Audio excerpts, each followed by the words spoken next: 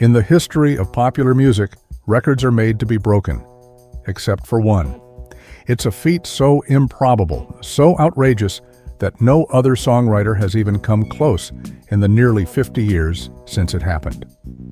4 consecutive #1 hits on the US Billboard Hot 100. Not as a performer, not with one band, but as the sole or co-writer for 4 different songs performed by different artists in a row.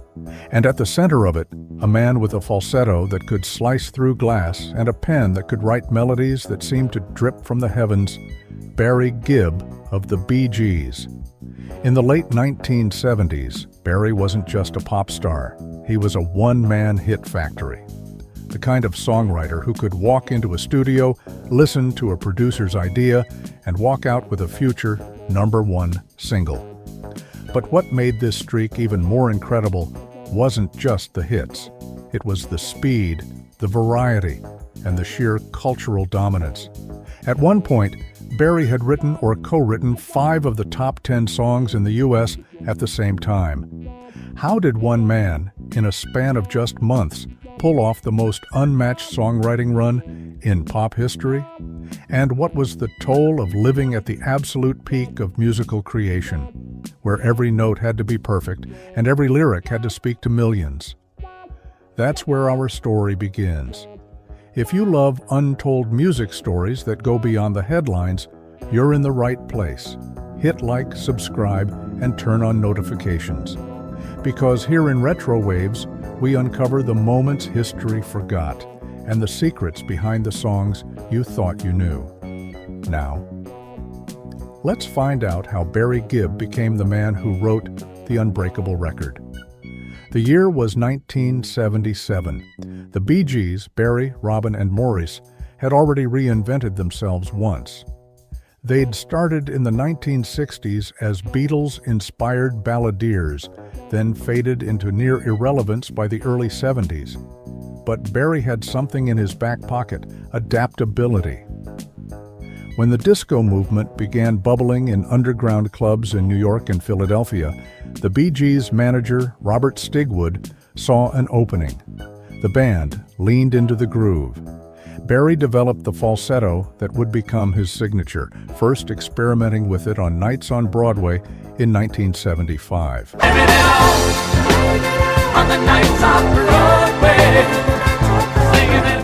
The result was electric. By 1977, Barry's songwriting was in overdrive. The Bee Gees were already working on songs for what would become the Saturday Night Fever soundtrack when Stigwood approached them with a new idea: writing for other artists under his management. The logic was simple: spread the Gibb magic around. It worked. First came You Should Be Dancing, then Love So Right,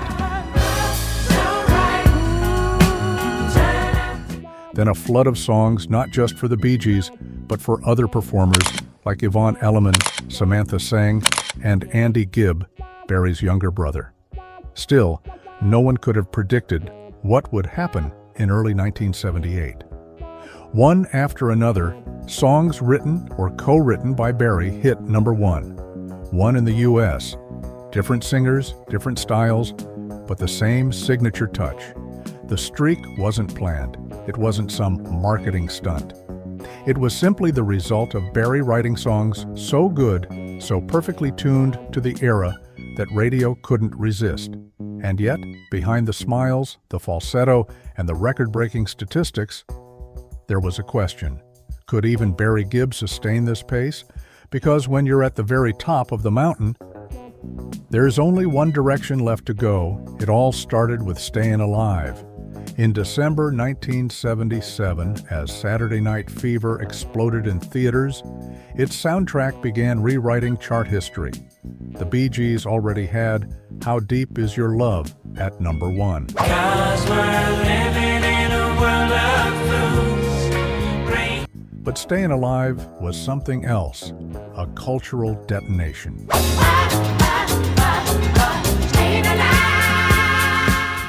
Barry wrote the song with his brothers Robin and Maurice in a French chateau, originally as part of a set of demos for the film. The drum track wasn't even live. It was a loop of drummer Dennis Bryan's performance from Night Fever, repeated endlessly to create that relentless disco heartbeat. The lyrics, with their swagger and defiance, came from Barry's fascination with survival in the urban grind. He later explained that it was about staying alive in the big city, and that the attitude had to match John Travolta's strut in the film's opening scene. When it hit #1 on the Billboard Hot 100 in February 1978, it became the first of 4 consecutive chart toppers, written or co-written by Barry. But here's the twist: Barry wasn't done. The same week Stayin Alive topped the chart, another song he'd written was Climbing Fast, performed by someone else entirely. Could Barry really compete with himself at the top of the charts? The second strike came from family. Andy Gibb, Barry's youngest brother, was just 20 years old and already a rising pop star. His debut single, I Just Want to Be Your Everything, also written by Barry, had been a smash. I just want to be your everything. But now, his follow-up Love Is Thicker Than Water was set to take over. Barry had written the song in 1976 during a family trip to Bermuda. Andy was hesitant about recording it, feeling it might not match the energy of his first hit. Barry insisted. "Trust me," he reportedly told him. By March 1978, Love Is Thicker Than Water replaced Stayin Alive at #1. Higher than a mountain, love is thicker than water. Barry Gibb effectively had knocked himself off the top.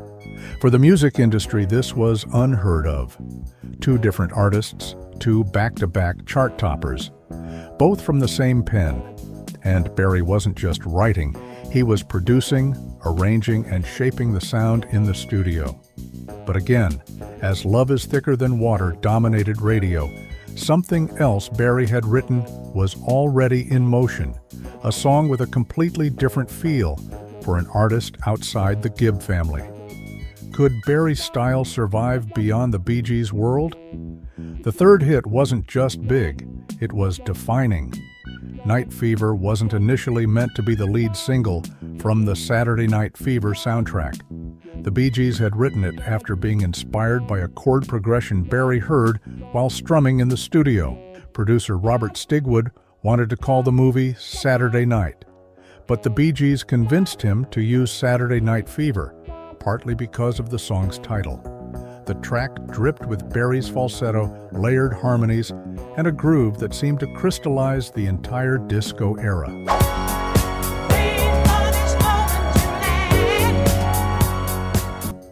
Released as a single in February 1978, it climbed the charts quickly, right as Love Is Thicker Than Water was peaking.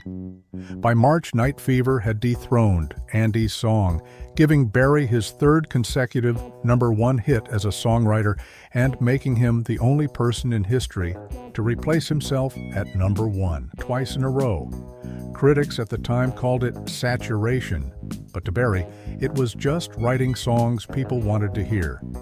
"You just try to serve the song," he said in an interview. "If it works, it works." The streak was now drawing industry-wide attention. Radio programmers joked they might as well rename the Top 40 Barry's Countdown. And yet, another song was already knocking on the door, a ballad. A song that would prove Barry could do more than disco. Could he slow down the beat and still keep the crown? The 4th and final blow in this historic streak was If I Can't Have You, performed by Yvonne Elliman. Originally, Barry had written the song for the Saturday Night Fever soundtrack, and the Bee Gees even recorded their own version. But Robert Stigwood, ever the strategist, decided Yvonne Elliman should record it to give the soundtrack more variety. Barry adapted the arrangement for her voice, smoothing out the falsetto edges, leaning into a passionate, almost pleading, vocal delivery. The gamble paid off. Released in April 1978, the song shot to #1, replacing Night Fever. I don't want nobody, baby, if I can't have you. That made it 4 consecutive Billboard Hot 100 number 1 hits, all written or co-written by Barry Gibb. 1. Stayin Alive, Bee Gees. 2. Love is Thicker Than Water, Andy Gibb. Third Night Fever, Bee Gees. 4. If I Cant Have You, Yvonne Elliman. Billboard confirmed at the time that no songwriter in history had achieved such a streak, and decades later, the record still stands. By now, Barry wasn't just dominating the charts, he was the charts. But with that dominance came a question few dared ask out loud. How long could one man sustain this kind of creative pressure? As spring turned to summer 1978, the streak's aftermath was almost more mind-blowing than the streak itself. At one point in March, Barry Gibb had written or co-written 5 of the top 10 songs on the Billboard Hot 100. In addition to his 4 consecutive number 1 songs, 1S, Emotion by Samantha Sang, another Barry penned track, was in the top 10 at the same time. Music journalists were stunned. The Bee Gees and their extended circle of artists were inescapable. This wasn't just about chart positions, it was about cultural saturation. But here's the other side. With such dominance came a brewing backlash. Some rock critics began railing against disco, targeting the Bee Gees as the face of the genre. Certain stations allegedly reduced Bee Gees' airplay out of fear listeners were burning out. Barry knew the tide would turn eventually. It's impossible to be on top forever, he later admitted. But in 1978, it still felt like the Gibb sound could last forever. When the fall came, would it be gentle or brutal? Behind the glitter and the gold records, the streak took its toll. Barry was working almost without sleep, splitting time between writing for the Bee Gees, producing for other artists, and managing the media frenzy. He was known to record vocal takes late into the night, then wake up to arrange strings for another track. Barry has openly said that in those years, we were in the studio every day, no time to breathe. The constant demand for perfection, from himself, from the label, from fans, meant the joy of songwriting sometimes got lost in the grind. And while the hits kept coming through 1979, the world was changing. The anti-disco movement was gathering momentum, and Barry's reign at the very top would soon face its biggest challenge. But even as the streak faded into history, its legacy remained untouchable. The summer of 1979 brought Disco Demolition Night in Chicago, a riotous event where records were blown up on a baseball field as part of a radio stunt. The Bee Gees became collateral damage in the public's rejection of disco. Yet here's what's remarkable.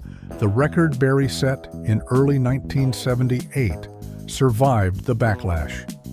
Even when the Bee Gees were pushed off U.S. radio playlists, no other songwriter could match that 4-in-a-row run. Why? Because it wasn't just about disco. It was about Barry Gibb's uncanny ability to tap into melody, emotion, and timing. His songs didn't simply write a trend, they defined it. In later years, Barry would write for Barbra Streisand, Woman in Love, Dionne Warwick, Heartbreaker, and Kenny Rogers and Dolly Parton, Islands in the Stream. All hits, but nothing quite matched the sheer dominance of that 1978 streak. Industry veterans still call it the perfect storm. The right songs, the right artists, the right cultural moment. And at the center, one man who seemed to have an open channel to the musical pulse of the world. Even now, the question lingers, will anyone ever break the record? With the way charts are calculated today, streaming, playlists, fragmented audiences, it's possible Barry's run will stand forever. So what does it all mean? Barry Gibb's 4 consecutive number 1 hits. 1 seconds weren't just a fluke of timing. They were the product of relentless work, deep musical instincts, and a rare ability to write for voices other than his own. It's tempting to see the streak as the ultimate career peak. But Barry himself has often said, the real reward wasn't the record, It was hearing other artists bring his songs to life. "A song is only as good as the person who sings it," he said.